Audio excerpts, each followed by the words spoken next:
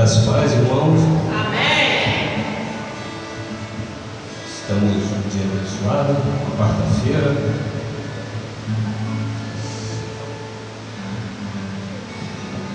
E hoje está meio complicado por causa do foco d'água no Rio de Janeiro. O pessoal está. Tivemos um dia atribulado, né? Mas abençoado ao mesmo tempo.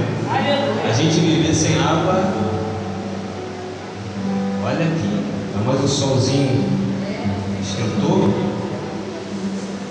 mas parece que está regulando, né? Aí minha esposa fala: poxa, é sempre quando está o sol escaldante. Aí vem o reparo da cidade, a demanda é muito grande também, né?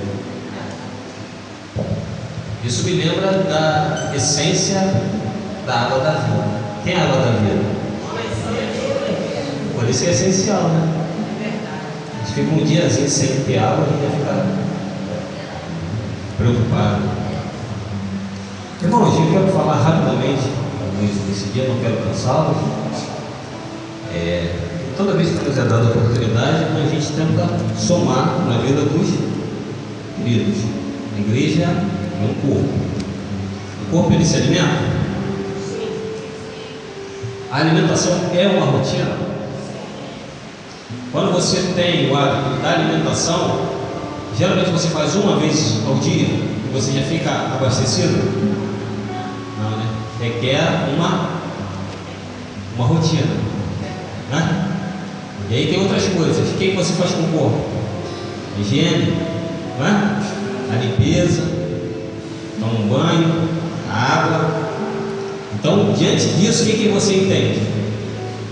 E quando você busca as coisas do alto, você precisa ter na sua vida o quê? Uma rotina. Ah, João, mas a rotina é coisa do mundo, essa coisa programada. Não é, sabe por quê? Porque aquilo que você mede, que você mensura, você tem condições de olhar e avaliar o seu nível de dedicação e se você está indo bem ou está indo mal. Então, quando você analisa a sua vida, o caminho que está sendo trilhado, essa semana como eu fui? Então você tem que fazer essa análise. Você está no seu trabalho, você desenvolve uma tarefa. Na tarefa que você desenvolveu, você consegue perceber o que aquela tarefa diz para você, para a sua vida? Consegue, né? Porque você está executando. Qual modo, qual forma você poderia fazer melhor? Isso é o que? Uma autoanálise, uma referência de si. Os mandamentos falam o seguinte: amar a Deus sobre todas as coisas, sobre tudo. E o segundo é semelhante a este, que é o que? Amar ao próximo. Porém, tem um adendo aí que as pessoas não percebem. Quando você ama alguém e você não é dotado de amar a própria vida, a sua própria persona, a sua pessoa, o que acontece? Você é incapaz de amar a outra. Por quê? Porque você não tem valor e apreço pela sua vida. Porque Deus infunde em você o quê? O que é de mais precioso nesse mundo. Lembra que tem gente famosa de tudo para tudo quanto é lugar nesse mundo? E tivemos pouco tempo atrás, um bilionário, não sei nem se ele está nessas férias bilionários, mas bilionário sei que ele era. O homem criador do Apple aí, do iPhone, não é o nome dele? Steve Jobs, não é? O que aconteceu com ele? Um homem brilhante, jovem ainda, né? Foi acometido de câncer, né? E com toda a fortuna dele, com todo recurso, ele pôde pagar os melhores médicos, pôde os melhores tratamentos, mas chegou a hora.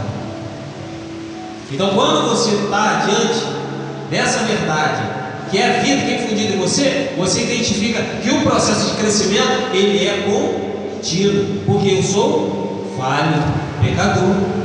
Então, no caminho eu vou aparando as arestas. Por que eu estou falando isso? Da água da vida. Porque eu vou falar nessa noite uma coisa que chama muito a minha atenção. Essa passagem é muito conhecida, muitas pessoas pregam, falam sobre ela nas igrejas em geral. É sobre a arca. sobre a videira. O que é videira? Eu sou a videira verdadeira. Se ele fala que ele é videira verdadeira, é porque tem uma que não é. Não é? E a título de curiosidade, uns 30 anos atrás, vou voltar 30 anos só, a maioria das casas, das famílias, tinha um quintalzinho, e todo quintal tinha uma árvore.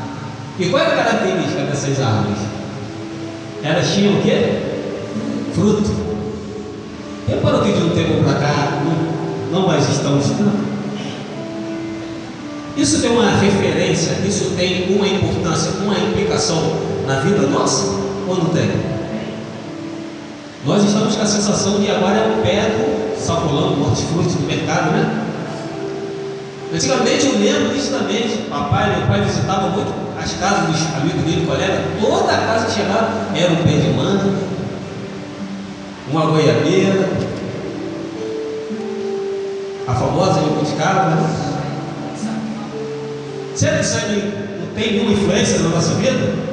Não é um secularismo do mundo entrando? João, mas é mundo, é só aquela pessoa que está fazendo isso acontecendo no carnaval. Não, meu filho, é nos detalhes.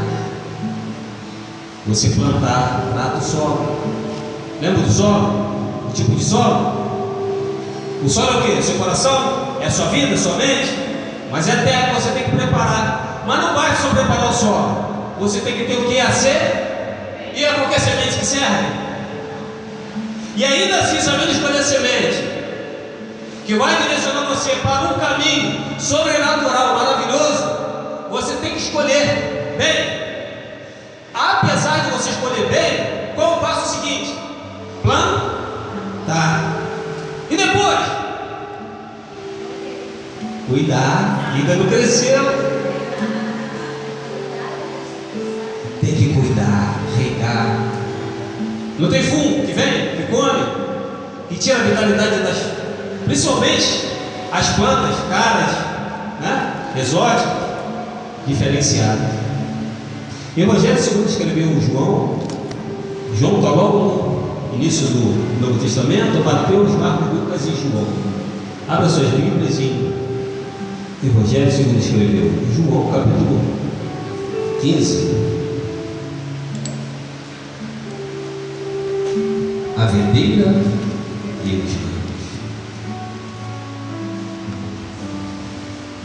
A videira tem como característica principal o que ela produz? Eu sou a videira verdadeira e meu pai é o agricultor. Quem é o agricultor? É aquele quem cuida. Mas o que a videira produz? O que a videira produz? Uma videira produz uva. Qual é a característica da uva na Bíblia? A uva te leva o vinho, e o vinho te leva o quê? O sangue.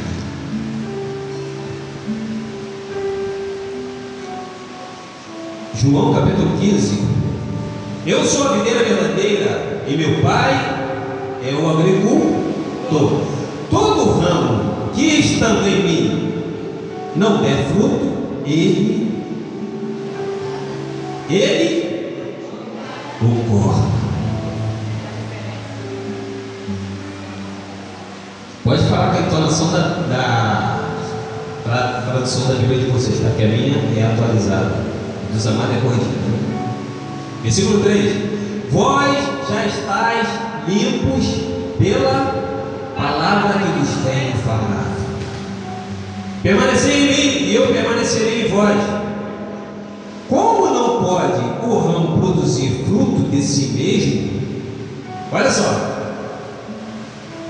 Se não permanecer na videira, assim nem vós o podeis dar. Se não permanecerdes em mim. Eu sou, versículo 5, a videira, e vós, os ramos. Bonito isso aqui, né? Quem permanece em mim e eu nele, essa dá muito fruto. Por quê? Porque sem mim nada podeis fazer. Glória a Deus, aleluia. Deus é bom, né?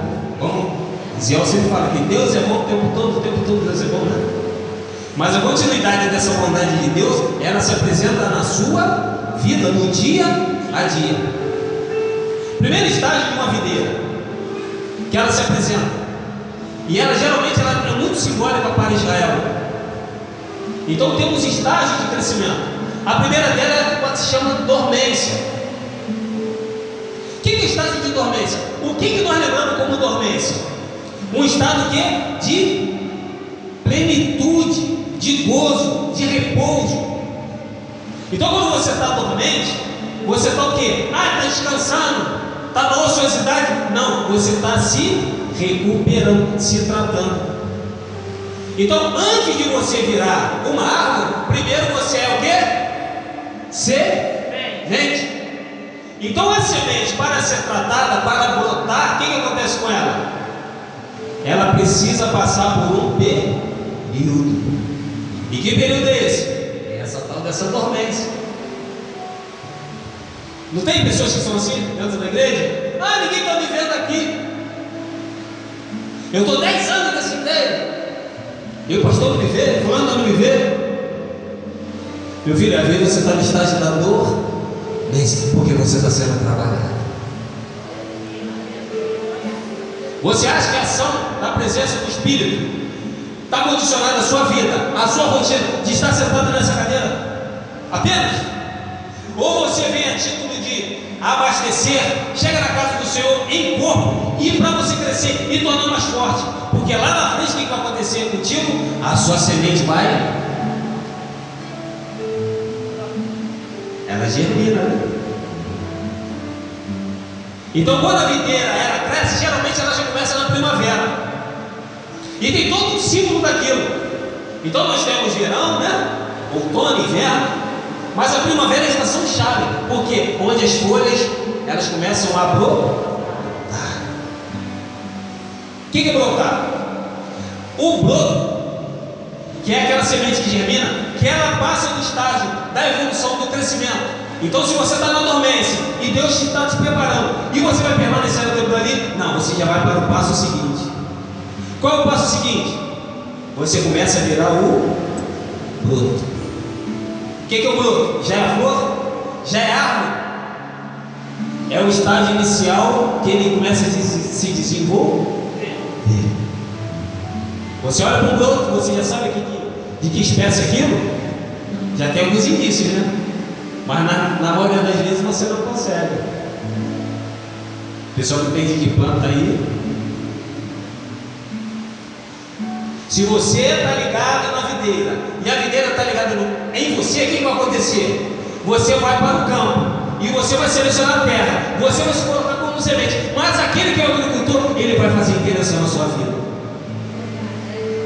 E como é que ele faz isso? Porque eu tenho pecado, não tenho? Eu tenho erro, não tenho? Mas ele é pleno, ele é perfeito.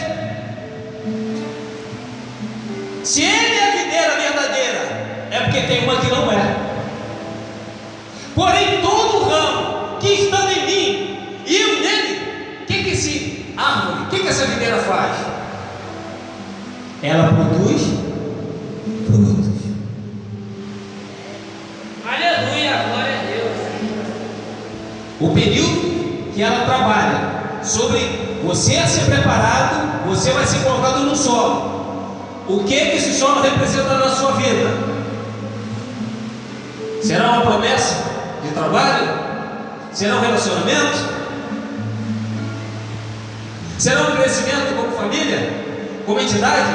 Será o fato de você tornar-se mãe? Será o labor da vida de você ter sido chamado para o ministério? Como aconteceu comigo aqui? Os auxiliares de trabalho, os diáconos. Isso é o quê? Senão você se habilitar